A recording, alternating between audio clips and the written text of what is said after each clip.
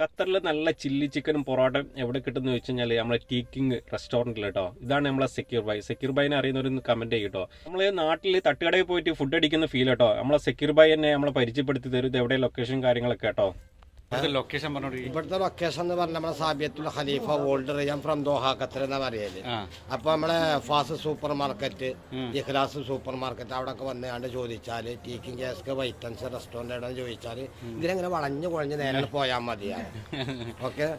പിന്നെ ഈ മനുഷ്യനെ അറിയുന്നുള്ളത് നമ്മളെ സിനിമാ നടനാണ് പരിചയപ്പെടുത്തി കൊടുക്കുക. ഒരുപാട് സിനിമയിലുണ്ട്. അത് പറഞ്ഞു കൊടുക്കുക എല്ലാവർക്കും അറിയാലോ. പിന്നെ അതേമാതിരി മറ്റേ ദൃശ്യം 3 അതിലിഞ്ഞ് വരാൻ നിൽക്കുന്നുണ്ട്. പോലീസ് വേഷവുമായി ഒരുപാട് മറ്റേ സിനിമയിൽ പുതുമുഖം അല്ല പഴയൊരു മുഖമായിട്ട് ലങ്കി മാറിയും നോന്. അതേപോലെ ഈ ആളെ അറിയുന്നവരൊന്ന് കമന്റ് ചെയ്യട്ടോ. അപ്പോൾ ഓക്കെ, ബൈ ബൈ. നിങ്ങളെ സ്വന്തം നിസാം വയനാട്.